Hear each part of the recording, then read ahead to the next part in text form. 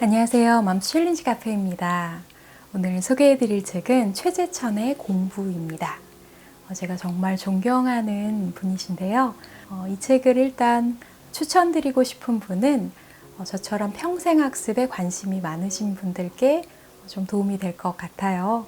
어떻게 읽고 쓰고 더 나아가서 가르칠 것인가, 공부하는 방법에 대해 좋은 팁들을 많이 담고 있는 책이고요. 올해 제가 대학교 졸업한 지 17년 만에 편입해서 다시 공부를 시작했는데 졸업하면 아마 또 다른 공부를 하고 싶어서 2번 이상은 편입을 할 것 같아요. 책을 읽고 공부를 하면 할수록 세상에 이토록 내가 모르는 것도 많고 배울 것도 많구나 하는 생각이 들거든요. 교수님께서도 책에서 이런 부분을 언급하시는데요. 갈수록 지식 유효 기간이 짧아지는 시대를 살고 있기 때문에 앞으로 대학을 7, 8번은 다녀야 한다고 주장하세요. 20대 초에 배운 전공 지식으로 평생 우려먹고 사는 거 불가능하다는 거 다들 느끼시잖아요. 지금 같은 대학이 아니라 40대, 50대, 60대 전 세대를 위한 다양한 공교육이 세워져야 한다고 말씀하시죠. 또 자녀 교육과 진로에 대해 관심이 있으신 분, 고민하시는 분들께도 이 책을 추천드리고 싶어요. 최재천 교수님께서 어떻게 공부를 해오셨고 적성과 진로를 찾게 되셨는지 그 과정에 대해 많이 소개되는데요. 처음부터 딱 이거다 목표를 정해두고 지금 여기까지 오신 게 아니라 이리저리 흔들리기도 하시면서 다양한 영향을 받아서 자신의 길을 찾게 되셨거든요.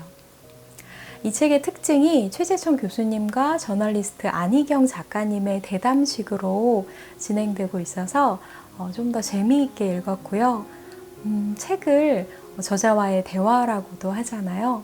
여러분도 이 대담에 참여한다는 느낌으로 읽으셔도 좋을 것 같습니다. 여러분은 배움이 뭐라고 생각하시나요? 이 책의 부제가 어떻게 배우며 살 것인가인데요. 요즘은 배움에 대한 인식 자체가 그저 먹고 살기 위한 수단 정도로 전락한 것 같아요. 이 책에서 최재천 교수님께서 교육에 대해 이렇게 정의하시는데요. 아이를 가르쳐서 무언가를 하게 만드는 것이 아니라 아이 스스로 세상을 보고 습득하도록 어린이 환경을 조성해 주는 것, 그것이 바른 교육이다라고 말씀하시죠.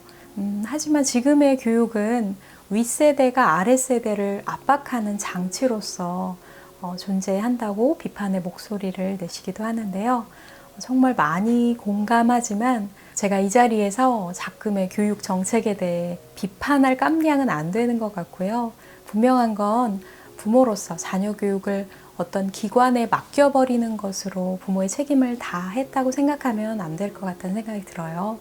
아이가 스스로의 잠재력을 발견하도록 더 넓고 다양한 세상을 경험하게 해주는 토대를 제공하는 것이 부모로서 중요한 것 같고요. 부모인 내가 배움의 기쁨과 소중함을 자녀와 공유하는 것이 정말 중요한 게 아닐까라고도 생각합니다. 책에서 이 구절이 참 마음에 남았는데요. 저는 무엇보다 알미 가져오는 사랑이 소중하다고 여겨요. 우리 인간은 사실을 많이 알면 알수록 결국엔 이해하고 사랑하는 방향으로 나아갑니다. 제인구달 박사님의 유명한 말씀과 비슷한데요. 우리가 이해해야만 사랑하게 되고 사랑해야만 돕게 되고 도울 때 구할 수 있다. 또 우리의 배움을 방해하는 것 중에 하나가 평가 방식이죠. 우리 민족 특성 자체가 빨리빨리잖아요. 평가도 정말 성급해요. 진지하게 배움에 대해 숙고하고 안으로 다질 시간을 안 주고 한판 승부식에 시험을 치르게 하잖아요. 교수님께서도 잘하면서 그런 평가 방식의 부작용을 많이 경험해 오셔서 지금 이화여대에서 학생들을 평가하실 때 절대 그렇게 한판 승부식 시험은 없다고 해요. 10가지 이상으로 거의 매일 평가를 하시고요. 그룹 프로젝트, 엄청난 읽기와 쓰기 레포트, 그리고 토론으로 서로 전공이 다른 학생들이 함께 가르치고 배울 수 있도록 진행하신다고 하시죠. 또 제 마음에 들어왔던 문장이 뭐든 한참 하면 엉성한 곳이 슬금슬금 메워진다 라는 문장이었는데요. 저처럼 엉성하고 느린 사람에게 정말 기분 좋은 위로가 되는 말이었어요. 우리 사회는 보통 실수도 실력이다. 실수하면 절대 안 된다고 압박하면서 실수에 대해 많이 관대하지 못한 부분이 있잖아요. 교수님께서 미국에서 실수를 실력이 아닌 그저 실수로 받아주는 경험을 많이 하셨대요. 그래서 뭐든 겁먹지 않고 들이댈 용기를 갖게 되셨다고 하는데요. 실수할 수 있는 토양에서 마음껏 실수하고 실패하는 것도 정말 큰 가르침을 주잖아요. 제가 이 유튜브 채널을 3년 정도 운영해 왔는데 다른 채널에 비해서 사실 소개된 책 가지수도 좀 적고 독서 편식도 있고 아무튼 뭐 되게 엉성하죠. 하지만 채널 운영했던 게 배움에 있어서 큰 도움이 된 것이 배움의 구성 요소가 읽기, 쓰기, 말하기, 또 토론이잖아요. 영상을 만들려면 읽기, 쓰기, 말하기가 다 포함되고 더불어서 오프라인으로 다른 분들과 토론을 진행하면서 내 생각을 좀 안으로 다져가는 진짜 배움의 즐거움이 어떤 건지 알 수 있게 된 것 같아요. 그나저나 이 부족한 채널을 구독해 주시고 오랫동안 함께 해주신 구독자님들께 정말 감사한 마음 전하고 싶네요. 마지막으로 나누고 싶은 내용은 공부도 공생할 때 건강하고 새로워진다 라는 부분인데요. 미국 부통령을 지내고 불편한 진실이라는 유명한 환경 다큐멘터리로 노벨 평화상을 받은 엘 고어의 이야기가 소개되는데요. 하버드 대학생 시절에 엘 고어에게 정말 어울리지 않는 룸메이트 토미 리 존스라는 친구가 있었죠. 공부는 뒷전, 기숙사에서 매일 파티를 벌이던 자유로운 영혼이었는데요. 고어는 엘리트 출신의 탁월한 글솜씨를 갖고 있었지만 대중과의 소통 능력은 좀 떨어지는 편이었대요. 기후변화에 대한 책을 쓰고 있다는 고어에게 친구 토미가 야, 요즘 세상에 누가 책을 봐. 내가 도와줄 테니까 영화로 만들어봐.